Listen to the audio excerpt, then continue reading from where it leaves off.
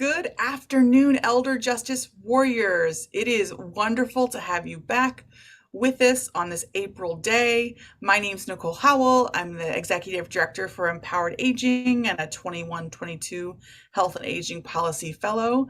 I am excited to get to learn along with you today. Let's go through just a few reminders about our program in that we depend on you. This is an interactive session. So I want to encourage you to type your questions in either the chat or the Q&A.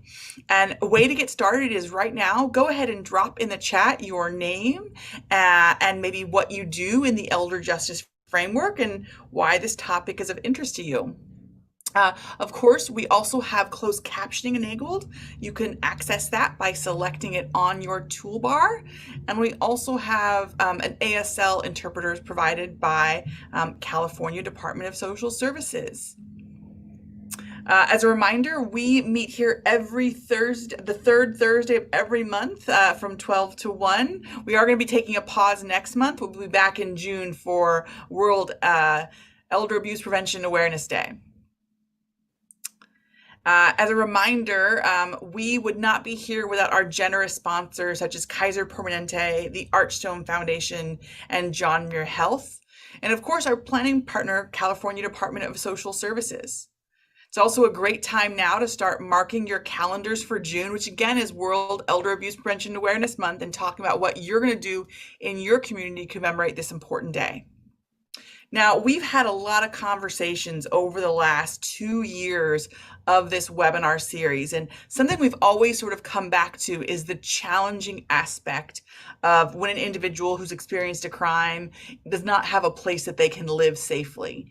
And I'm really excited today because we have Joy Solomon, the Director and Managing Attorney of the Weinberg Center, who's going to talk to us about their model for housing older adults who have been the victim of abuse and neglect. And I think this is something that we can all adapt and learn from and hopefully implement in our communities. So with that, I turn it over to Joy. Joy, thanks so much for being here. Thank you so much for having me. I was thrilled to be asked and looking forward to this conversation. You know, I saw that one of your sponsors is the John Muir Health Services, and I think one of my favorite quotes of all time was, you know, John Muir said, if you tug on one thing, you learn that it's connected to everything else. And I think that's really true in the world of elder justice, that we are all part of something much larger. And really, that is actually how I see shelter, as really part of a coordinated community response. But we're all, you know, we're all in this together, and it's really filling in these gaps of service and doing our own work that I think really creates wholeness and support for people who have experienced elder abuse. Next slide. So the Weinberg Center is a shelter for older adults who have experienced elder abuse. It is integrated into the campus of the Heber Home at Riverdale, which is a skilled nursing facility that's about 103 years old. When I started the shelter back in 2004, we were 880 beds. We are a little bit below 600 bed now, nonprofit, non-sectarian, long-term care facility on 32 acres in Riverdale, which is in the Bronx in New York. We are located on the Hudson River. It's a really beautiful campus where we are. And the Heber Home at Riverdale is actually, and the Weinberg Center are part of a larger healthcare system now called River Spring Living. And River Spring Living includes independent living, housing with services for older adults, assisted living, both Medicaid and private pay assisted living, 202 low income housing in the community. It also includes, we care for about 18,000 New Yorkers, low income New Yorkers who are on Medicaid in the community. So we are a very large system, and the Weinberg Center is part of the program on the main campus. The Weinberg Center for Elder Justice is an interdisciplinary, we have an interdisciplinary team consisting of lawyers and social workers, and I'll talk about that in a little bit. And what's great about this model, and what I'm hoping I can help you do and understand, is that the model is flexible and designed to support your community, your resources, your needs. We created this without any bricks and mortar. I came as an attorney into the nursing home with the idea of shelter here. We were able to get foundation support for the first 3 years that we started.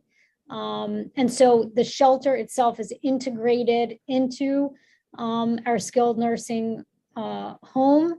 And it's actually virtual in nature. So if you came for a visit, I would take you on a tour of the whole campus. The clients that come into the Weinberg Center are placed here in what we call neighborhoods. In a hospital, it might be called a unit, but what we call a neighborhood, our clients are placed in neighborhoods that support the medical needs of our clients, and my team works with them wherever they are on campus. The 5 pillars of our work, and we'll go through this a little bit during this, my chance to talk to you, is shelter, replication, which includes the Spring Alliance, which I'll talk about a little bit later, but that's our national initiative to help others create shelter in their community. Legal initiatives, because I started the program and I am an attorney. I was a Manhattan DA for a little over 8 years, and then worked in a civil legal service agency. And the CEO here of River Spring Living is also a lawyer. We are a little bit what I call legal heavy. We prioritize particularly the civil legal system and the way in which we can support our clients, and really do a lot of work on trauma-informed legal services training and outreach, which really is part of number 4. So that is a really important part of what we do to help people understand about elder justice and its many facets, both to professionals and traditional and non-traditional people. And the last pillar of our work, of course, is the importance of partnerships. And again, that ranges from our DA's offices, law enforcement, to non-traditional partners like the doormen in New York City, who we've had a longstanding relationship with. Next slide, please. Okay, so the elements that I see that we've identified as necessary for shelter, and again, we'll go into this a little more deeply as we get through this, is a champion. The words that we often use here are, who owns this project? I'm a huge fan of trying new things, of failing so we can do a lot of learning, of succeeding. But I find that it's really useful and important to have one person who really kind of the buck stops with them. And we've seen that this is true for shelter too. Lots of people say we really need a shelter in our community. And I think it's critical for success to have a person or a person within an particular agency who's identified as the person who's leading the charge. Of course, appropriate housing is necessary, and that may mean affiliation with skilled nursing, assisted living, a suite of hotels, or other foster care settings, anything that may be appropriate for the client or clients that you're serving. We are not in this alone. My goal when I started this program was to fill a gap in service, not to do anything that anyone else was doing. We had some amazing things happening around us, but this was a significant gap of service. And we need a network for all of us to really succeed in this work. Awareness about aging, ageism, elder abuse. You know, we really need to have that kind of awareness in order for shelter to be a success in a community. And of course, reliable funding. You know, obviously, this is a critical piece in the creation and sustaining of shelter. And I think our communities and certainly the federal government who are starting to really pay attention to shelter. We have a federal grant now, really need to be stepping up a little more to help fill this critical gap in service. Next slide, please. So the way that we designed the shelter initially was that our program was affiliated with one long-term care facility. We are nestled in the Heber home and in River Spring Living. And when I started the program back in 2004 and started to get calls, how can we do this in our community? What really came to light was, you know, everybody doesn't have at the time, 880 bed skilled nursing facility, you know, willing to take these kind of cases. So what we realized was we really needed this model to be flexible and adaptable because different communities have different resources and needs, whether it's urban or rural. And so we share certain goals and values as the Spring Alliance and a shelter program, but everybody should create the shelter in their community that meets the needs of their community. So our model is similar to Model 1. Model 2 is a program like we have in Colorado Springs in the Pikes Peak region, where there is an external shelter program. They have an elder justice program there, coordinating placement at various housing sites with whom they have relationships. Sometimes it's through MOUs or contracts. And we've seen Model 2 used in many ways where that bottom gray circle is a legal service agency. That bottom gray circle may be a Jewish agency that's providing community service. So that's happening a lot across the country. And Model 3 is, other models might be one like in the state of Utah, where APS has really taken a leadership role in creating systems of shelter across the state. So they're basing their model on various community needs and resources. Next slide, please. So the way our model works, and again, this is just what we're doing, is we will get a referral from, and there'll be a slide that comes where we show the list of all the referrals. And my team will make a decision based on information we're getting from the referral agency. We may do some follow-up work to determine whether this person is appropriate for admission, and we're going to go over the criteria momentarily. Once they make a decision that the person is appropriate for admission, and we've worked with our admission department to make sure that they're placed in a neighborhood that supports their medical care. Certainly in the last 2 years, there's some COVID regulations around that, but we've been able to admit people certainly in the last 2 years. Once they're admitted and placed in a neighborhood, they will receive an assessment like any other person who comes into our skilled nursing home, medical assessment, case management, everything. They will have a doctor, everything that the people, anyone who comes here will get. They will receive, they will have a social worker on their floor that's part of the regular care team.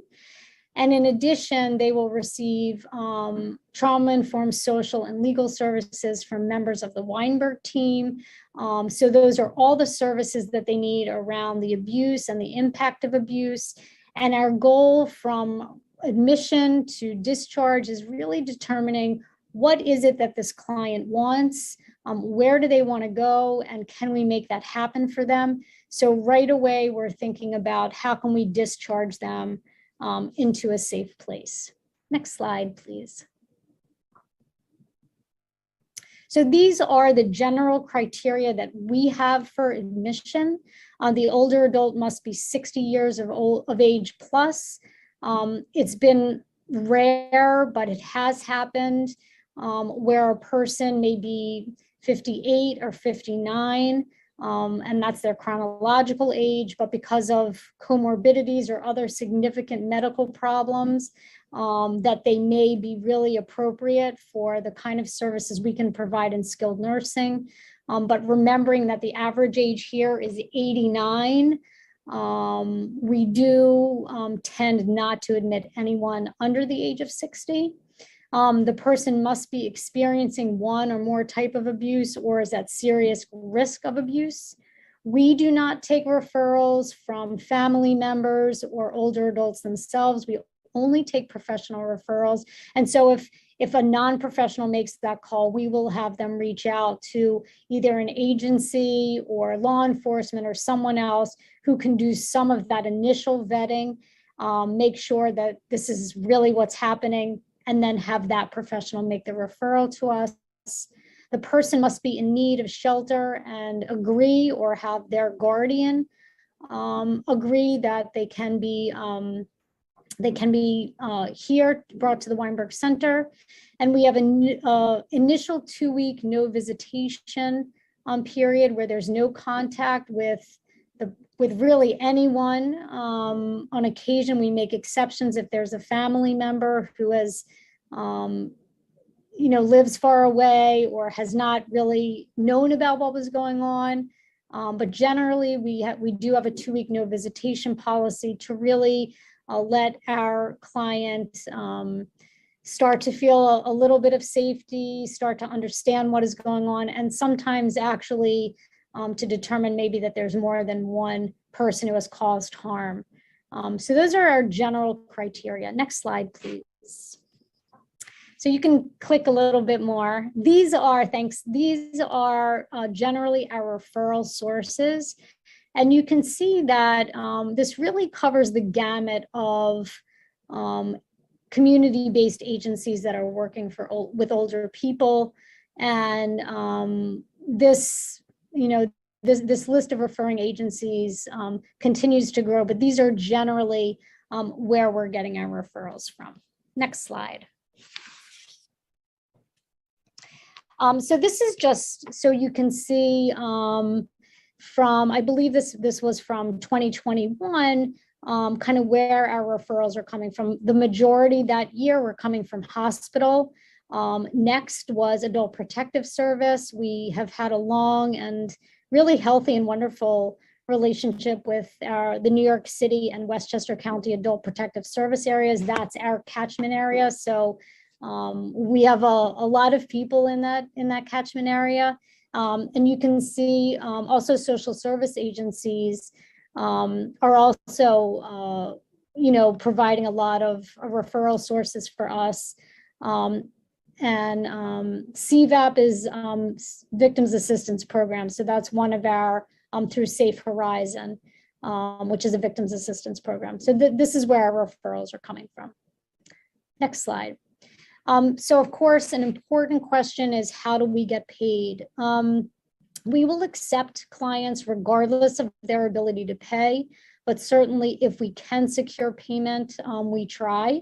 It makes sense that most people who need shelter are people that don't have anywhere else to go or resources to go somewhere else. Sometimes it's because they don't have access to resources that are theirs. But generally the payment sources that we have are coming from Medicaid and Medicare, insurance. We have a foundation grant right now that is helping to support a certain amount of shelter days. We got some money for that this year. So for example, someone without immigration status, who it's going to take a very long time for any payment to come, that foundation grant will help support their stay here.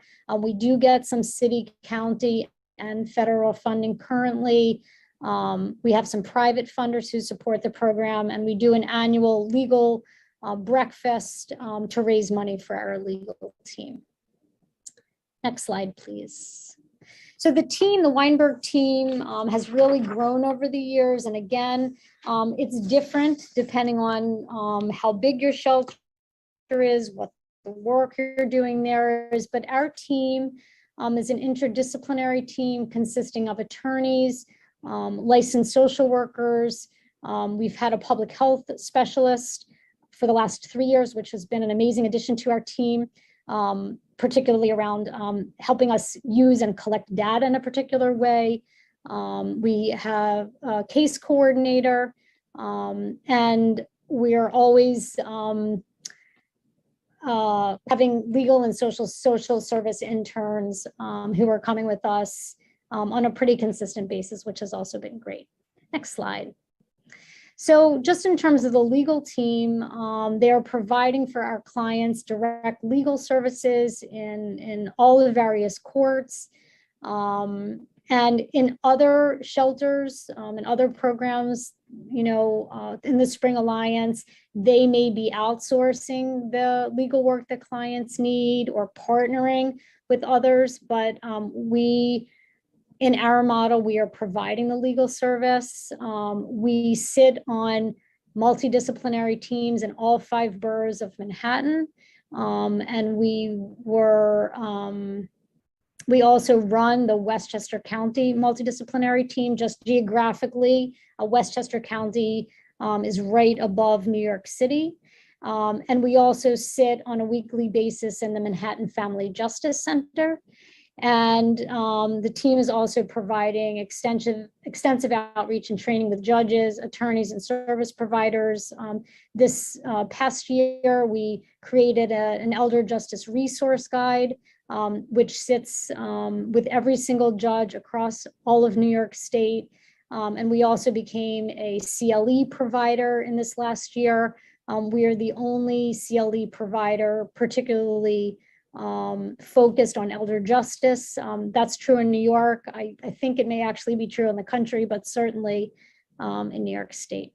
Next slide, please. We are fully integrated with the Hebrew Home. So all of our clients receive all of the service from all the clinical work. We work obviously very closely with our security team. Housekeeping plays an important role in making sure that our clients where they are is kept clean and that they get exactly what they need. We work with food service. Finance, of course, really supports our work. Development in terms of our grants and foundation work, and our therapeutic activity staff, which is really, I think, critical for our clients to begin the healing process when they come here. Next slide, please. Just so, give you a general sense of what's going on in these last 6 years. Since we started, we've provided over 190,000 days of shelter. And you can see, kind of the shift in the number of admissions. So in 2019, we had 17 admissions, 2020, during COVID-19, 2021, 4. And 2022 is blocked, but we've actually had 4 clients in 2022. And just, in terms of understanding how many people use shelter, just remembering that we serve all 5 boroughs of New York City, all older adults, and Westchester County. So it's important that people understand it's not like the shelter has thousands of people coming in every year. The people who really need shelter, who are willing to come to shelter, the number is relatively low. But for those that need it, I think that it's, it's life-saving. And certainly the work that we do around each individual, pretty laborious and intensive. Next slide, please. So the Spring Alliance is a network that we created, I think back in 2010. And I did this really because people were calling to see how they could create shelter. And I wanted to create a network where we could share everything that we've learned, develop a community around shelter, and really hope to kind of spread this movement. Anyone can be part of the Spring Alliance. We have monthly calls where we share successes and challenges. And then every year we host a symposium. For about 8 of the 10 years, we were going to different shelter sites so people could see different shelters. In the last 2 years, of course, we've not been able to do that. So we've been holding virtual symposium. We have our Spring Alliance symposium next week, again for 2022, and really hopeful that in 2023 we can find our way back out to a shelter site. Next slide, please. This year or last year, the RAND Corporation did an initial evaluation of the Weinberg model. It was supported by the Hartford Foundation and the Weinberg Foundation.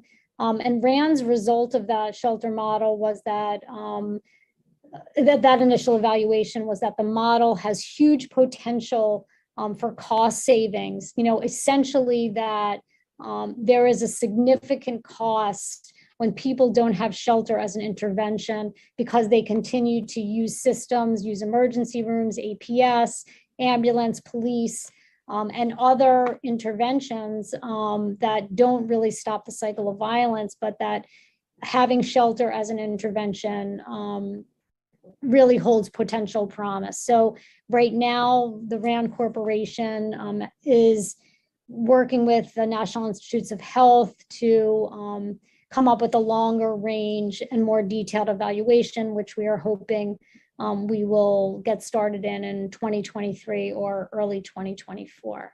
Next slide, please. We also were thrilled and terrified to receive the Administration on Community Living Innovation Grant this year. And basically, with those 5 Spring Alliance members that you see at the bottom of the slide, we are working to show that clients who come into these shelters, including the Weinberg Center, who are APS involved, because of the shelter intervention, will be connected with services upon discharge so that they no longer need APS involvement. And again, this is our way of beginning really to show and demonstrate that the shelter as an intervention is really critical, not only financially, but also in particular for clients who have been APS involved for a long time, that they are safe and, you know, stable in other services upon discharge. So that grant will end in 2023. Next slide, please. Okay, I think I got it right in under the mark. So happy to take any questions.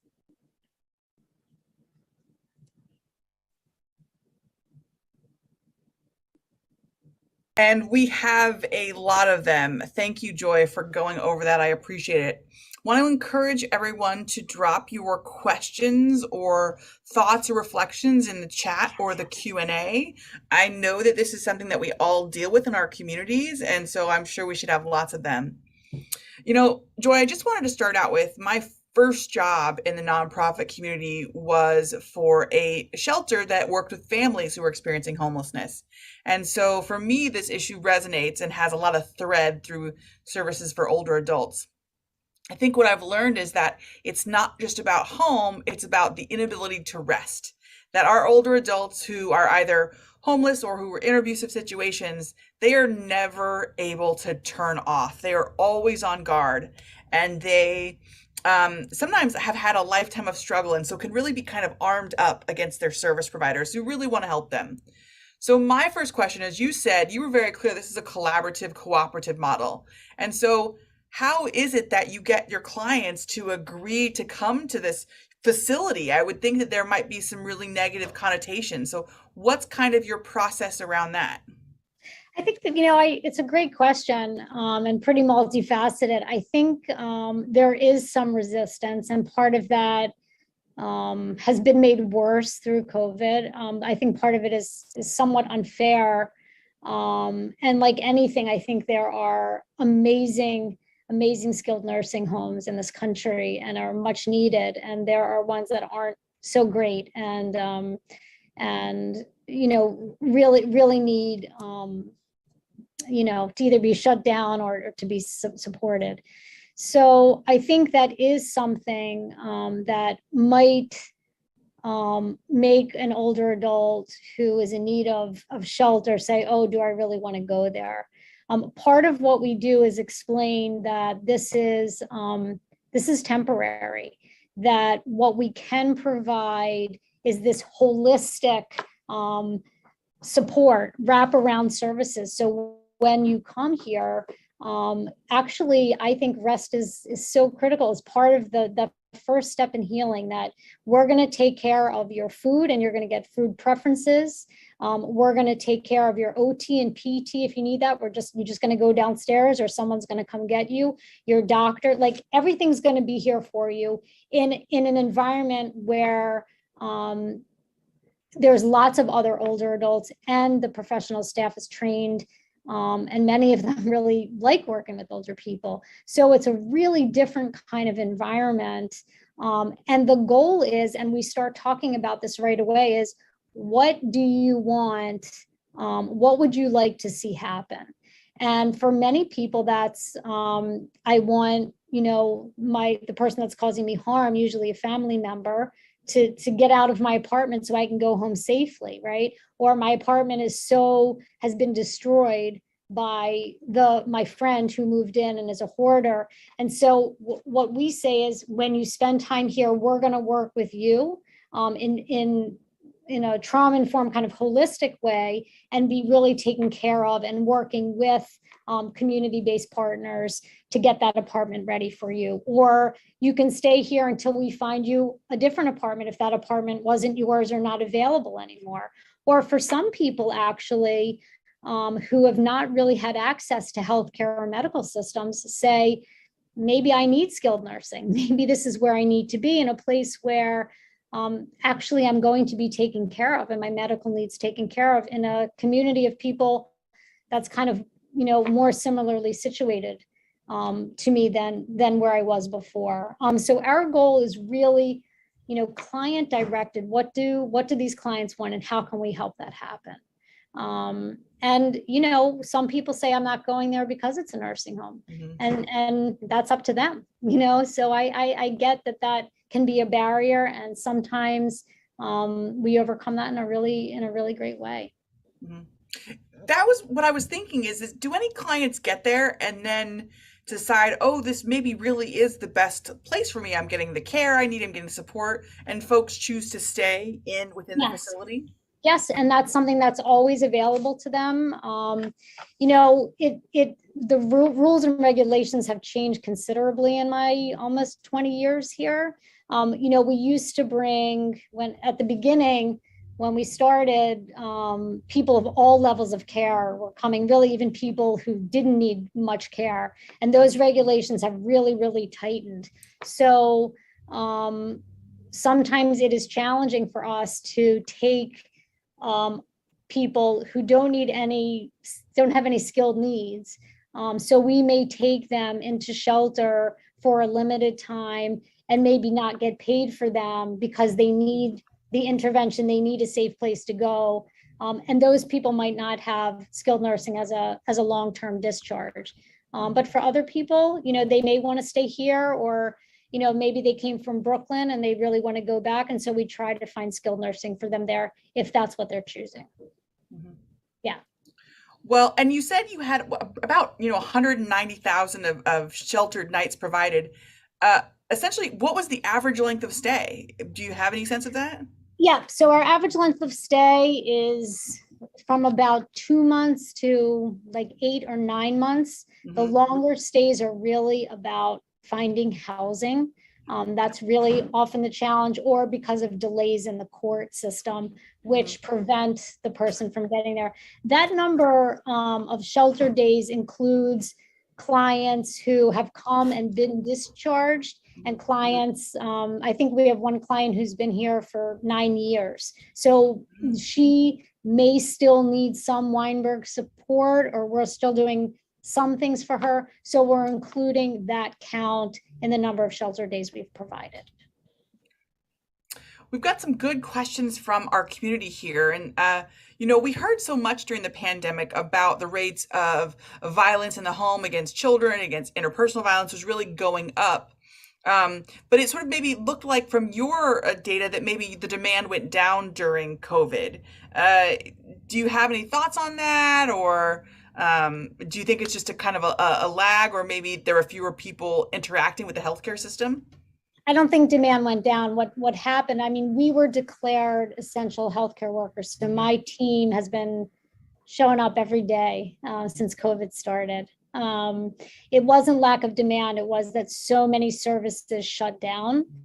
So older people were not necessarily able to get to service providers. I'm sure many of you guys experienced that there wasn't a safe way to communicate with service providers. So we did a lot of training. The team did on like telephonic or computer, teaching people how to make a signal if something's going on. Everybody had to do so much pivoting.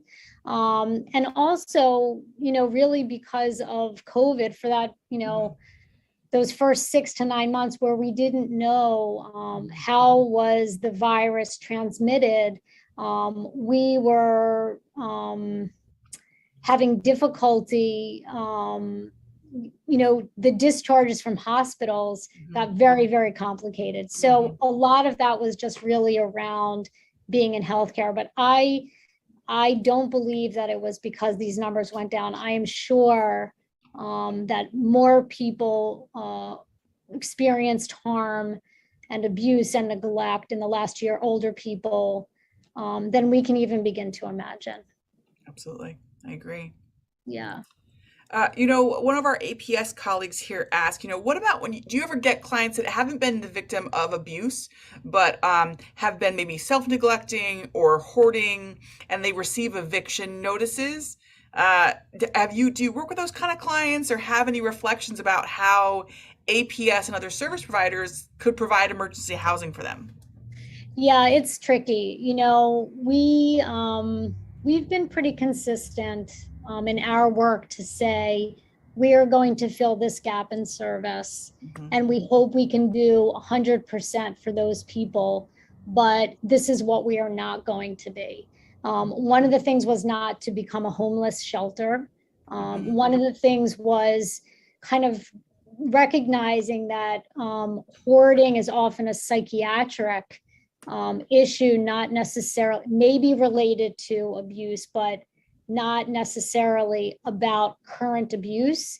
And when you bring someone, a known person who's known to be a hoarder, into skilled nursing, that person it can be very, very problematic for the neighborhood, because it is such a difficult psychiatric condition. So we do tend to not accept people who are identified as hoarders.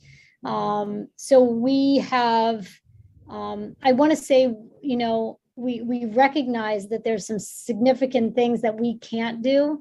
And, but I can't apologize for that's not within the framework of what we're trying to do. We are part of a much larger healthcare system. So we do have to be mindful, of who's here and how we're regulated and what we can do. So I know it's a really big problem, and but we have made a decision about those clients in particular. And again, with self-neglect too, I think there's some really interesting research that self-neglect may be a symptom or reaction of long-term mistreatment or abuse. And that might be right. But it's not something that we feel like we can necessarily resolve or solve or make better in our program. So we tend not to see those people as part of who we accept in our program. And it's not to say that those people aren't here as residents in skilled nursing, because they all are. Right. One of the things we've noticed about clients who, are the victims of abuse is that oftentimes as we are trying to care for them and provide support to them, they'll disclose other traumas from much earlier in their lives. Like, well, I also had that sexual assault, that I never told anyone about, or this happened. And we'll notice that that it begins to come out. So do you have that within your scope of some of the folks you work with, and how do you handle that? We do. I mean, I have to say, as kind of, probably for many of us, the deepening understanding of trauma Mhm. is waking us up Mhm. to so many things. I mean, I think about when I was a prosecutor back in the 90s, and I would, say to a victim, come in my office, I'm going to close the door, it's secret, like Mhm. no good trauma informed practice I was doing, sit there, and how different I would do that now. But yes, people, our social work team, they are so skilled, and stuff does start to unravel. Stories start to come open and out about um, layers and layers of abuse over a lifetime. And failures of systems. We see a lot of mothers with adult children where there was so much failure in the systems that these women, these mothers, were really left all alone with a often mentally ill child or drug addicted child, and there were no systems that could support them. And you see that their marital relationship often, that there were some things going on there Mhm. too. And so yes, we do see that a lot. And I think, part of the work is listening, meeting people where they are, starting to, create safe space where people can talk about what has happened. And it's difficult for sure. Mhm. Yeah. I mean, one of the things that we do have that's kind of amazing that I've not had in any of my other legal work is the chance to really be with clients for a long time. Yeah. So we do see a healing process. Not every time. I don't want to make it, paint Mhm. some rosy picture, but I have seen people come in here, flat affect, no ability to communicate, no connectivity. I'm not interested, to becoming fully engaged in this community. And they feel safe here. They start to trust a social worker that they see every day.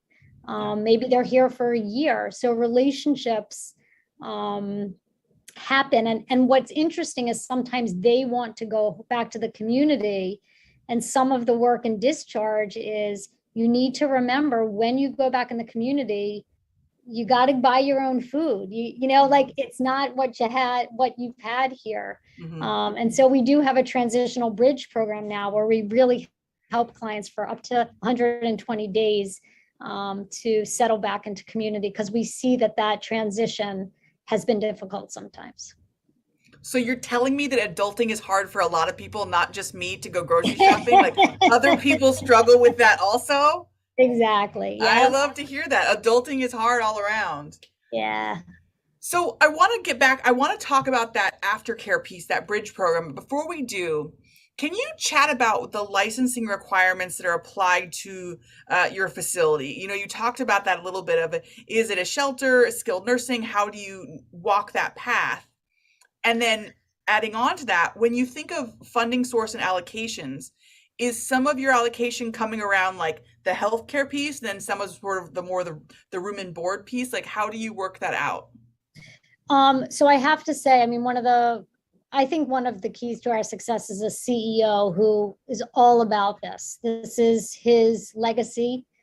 He identifies this as one of his legacy projects, and he's like, let's do this. We're in the business of taking care of older people. Let's just do this. So we Mhm. didn't get a special license for shelter. We're taking people very much like people they had already been taking in as residents in skilled nursing. I mean, there have been elder abuse victims in skilled nursing for forever, right? And there are abusers coming to visit and making healthcare decisions for them. So We did not seek special license to establish the shelter. In terms of payment sources, if the client, and I know California is different than New York, but for us, if the client is eligible for Medicaid, if they're not already on Medicaid, we will help them apply for Medicaid. So we will get coverage, some coverage for their stay here because of Medicaid or Medicare, or if they're in a managed long-term care program. That's New York based. The hiring our lawyers and our social workers and what we need for the Weinberg program in particular is where we have sought additional funding, because that's just not part of, the traditional nursing home stay. So that's where we sought extra funding. But what we found as other Spring Alliance members come is communities are interested in helping to support this program. The first thing is bringing awareness to communities about the problem, and that here's a solution that we think might work. And so it is of interest to funders. It's just not enough, but it is of interest to people because it is a problem. I think you are really walking that line of like medical legal partnership. We're not used to seeing it in this way, but that really is what you're doing. I have a colleague who leads legal assistance for seniors here, and he's an attorney, but he was a social worker before that. And he says, I've rarely seen a client who doesn't also need a social worker. Yeah, we need them both, right? You have them under the same roof, then they can trust them. That's an amazing feeling. Yeah, I appreciate that you said that. Yes, I see us as a medical legal partnership. I mean, it's like, our clients that come here, they get a legal checkup. And so much of when we do that legal checkup, they haven't taken care of anything. I mean, another thing that's like we've done in the last few years that has been so meaningful for me personally is end of life decisions, right? So a lot of our clients, particularly around COVID, maybe if they had a healthcare proxy, that person is their abuser. So we really want to make sure that the person making these decisions really cares about them, that they can trust them. And sometimes when they have guardians, the guardian's like, that's out of that's more than I can do. And we have really pushed the court to insist that the guardians need to be figuring out either with the client or through other means, what might this client want, because there are end of life decisions that can be very painful, and we want them to be having these discussions. So, we've done some great advocacy around that to make sure that clients have the kind of end of life plan that they want. You are so right. We did some work and we did some surveying of folks. We brought in attorneys and to do that work in assisted living facilities. And what we got, the response was, I didn't know how to start, or it seemed ominous. But once they understand that they have an attorney that they can trust, that only wants what they want, and that they can get to control those last days, weeks, or months of life, it's really, I think, a returning of authority to someone who's been victimized. I think so too. I mean, it is about giving agency to people who, to your earlier point, have often never had agency in their life, So that's, kind of an amazing thing to see. Yeah. I wonder if you could talk for a few minutes about that bridge program, because I think what you've identified is you don't simply become well. Everyone needs a little bit of support launching back into life. Tell us about that bridge period of time and what those services look like. So it actually started with my social worker probably, 5 or 6 years ago saying, we queue this discharge up so well. We've connected them to every service in the community. And then they start calling me, 2 weeks after they're gone. I need this, I need that, and then they fall through the cracks, or the abuser comes back or something like that, but they don't have the capacity or the facility really to just kind of maintain all the stuff that they've learned. So, she really pushed, to her credit, that we need something on the other side when clients are discharged, because once they're discharged, they're not our clients anymore. That really helps these clients, reintegrate back into, as you called it, adulting.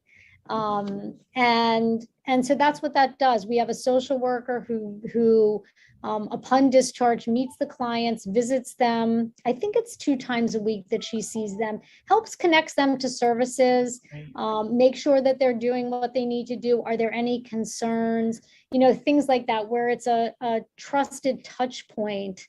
And she works with us in case some things aren't going well, if there's orders of protection, maybe where there might be some violations or, whatever. And again, it's up to 120 days. So, no, up to 90 days, I'm sorry. To 120 is our current grant. So we find that 3 months is really, has been very helpful. And yeah, so that's why we did it, and that's why we do it. Thank you. Before we sign off, I have one other question for you, and it's a little not so much Weinberg Center related, but sort of your other work. The whole of your title is, Vice President of Elder Justice and Spiritual Engagement. And I know you have an active practice in that area. And so I'm curious, what is it that you do that helps to bring you calm and peace amid what can be a chaotic working environment with lots of hard stories? So how do you use that other part of your brain? Thanks for asking. Yeah, on the last, since I've been here, I've gotten certification as a yoga teacher, and I just finished a 2-year program with Jack Cornfield as a mindfulness teacher. And so part of my work here is also, I lead a meditation 2 days a week here at work. I'm a firm believer in moving the body and moving the breath.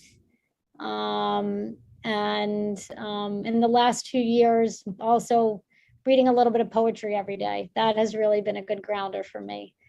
So part of my work here as Vice President of Spiritual Engagement is really thinking about how our staff, who's been through so much, can reassert their sense of purpose and meaning at work here. Around twilight of people's life, death and dying, COVID, healthcare, to really support them. So that's my practice.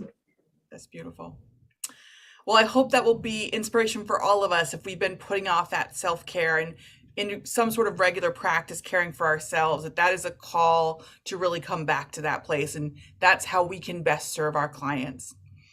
Everybody, as I said, we're going to be taking off next month. We'll be back in June to commemorate World Elder Abuse and Awareness Day. Joy, I want to thank you for all of your work and for sharing it here with us in the community. I want to remind everyone that we will be sending out a recording of today's presentation along with the slides early next week, so look out for that. And go back out there and fight the good fight, guys. We'll see you again in June. Thanks so much. Thank you.